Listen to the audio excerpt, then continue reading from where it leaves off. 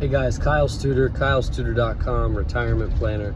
I want to share with you two of the most impactful books that I have ever read in regards to investing, and really I would say the truth about financial advisors. Tony Robbins, Unshakable, and The Intelligent Investor by Benjamin Graham. Benjamin Graham, The Intelligent Investor, that's apparently the first book that Warren Buffett ever read, I think at 18 years old, on investing. So these two books, they kind of share a similar philosophy, but I won't spend too much time, diving into the weeds about it. Here's the truth about what these books dispelled for me in regards to paying financial advisors a 1 or 2% fee to manage your money. So you can buy, like I myself, when I invest, I have stocks and stuff, but I buy low-cost index funds. These mimic the S&P 500, the top 500 companies in America, and you just continue to buy. You just buy that. You just buy the American economy, S&P 500.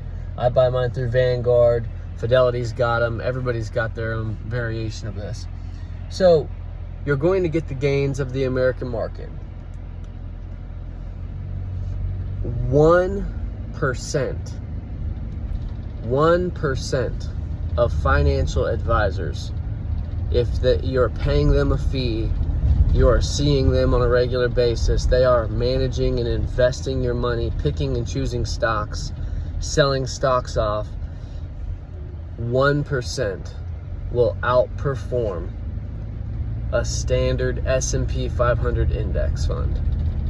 1%. These include Ray Dalio, Warren Buffett. Some of the greatest investors, they are the greatest investors in the world. And we don't have enough money to even have them manage our money. These are folks that manage hedge funds. They have minimums. You got to have $100 million to become a client. So 1% of financial advisors outperform a standard S&P 500 index over a 10-year period. That's an important detail. I'm not saying that a financial advisor can't do well 1 year, 2 years, 3 years. But over a 10-year period, the consistency, 1%.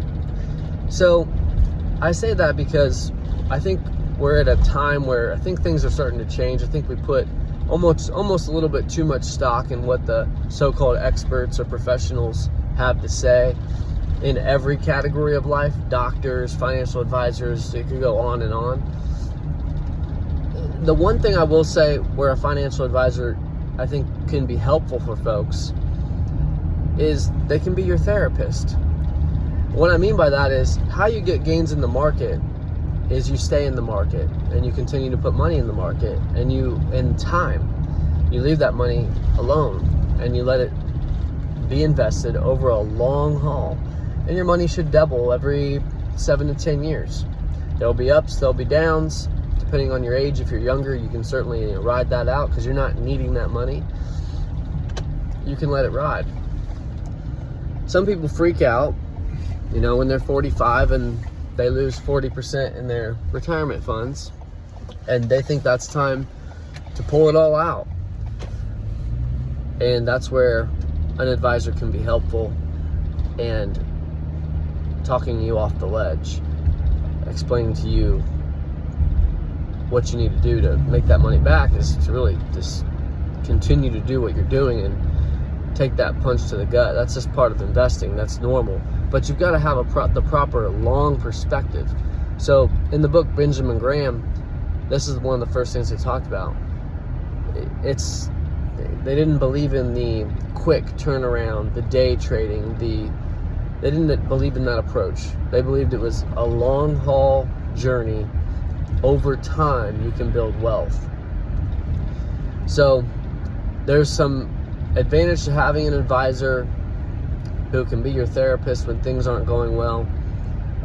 But as far as actually managing your money and investing your money and they're not going to outperform the market. They're not going to outperform a standard S&P 500 index. A low-cost index fund, low cost meaning low fee, very, very minimal fee that you pay for these index funds, whereas an advisor may charge you a full 1% or more. I've seen as high as 2%. So just wanted to share that. The other thing I'll address is a lot of folks will ask, are you a fiduciary? Well, that's a nice word, and it's supposed to mean that you operate in the best interest of your clients. You put your clients' interest ahead of yourself. But, it's extremely hard to regulate, and you don't really know. So before I really got into retirement planning, when I just had a life insurance license and could do limited things, I would say, I don't have a license to lose your money. A fiduciary, oftentimes, the crazy thing about it, it's almost like the word was created to get consumers to buy back in to Wall Street and investing and trusting advisors.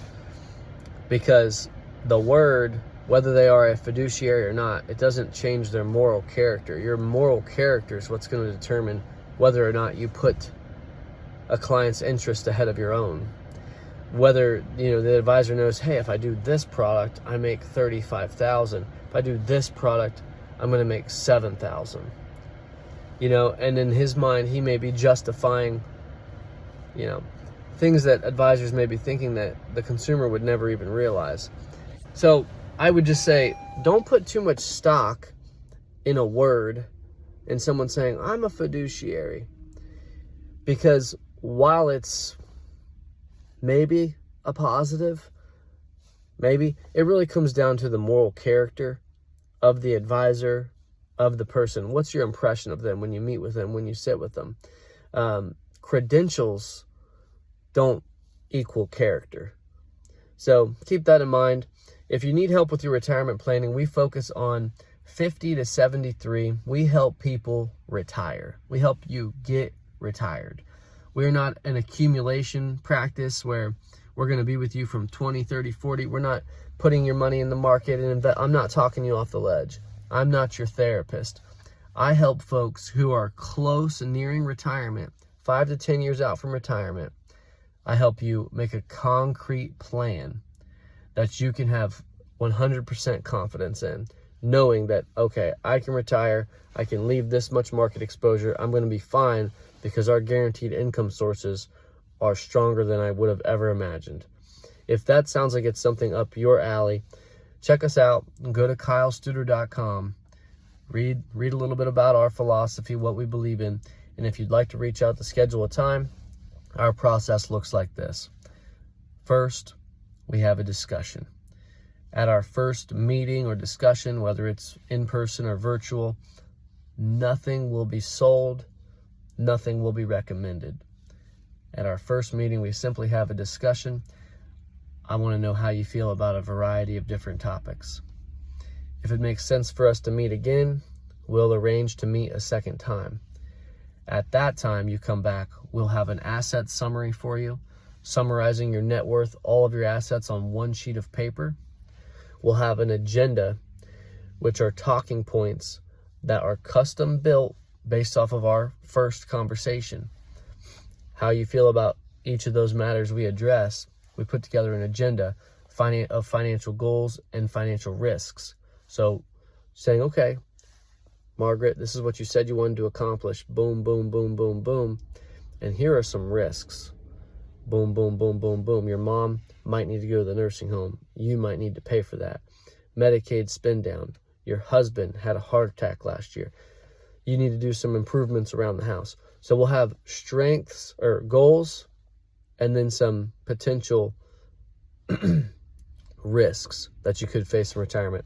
And then finally, the third thing that we have in that second meeting is the income for life report. I encourage you to go see what this looks like.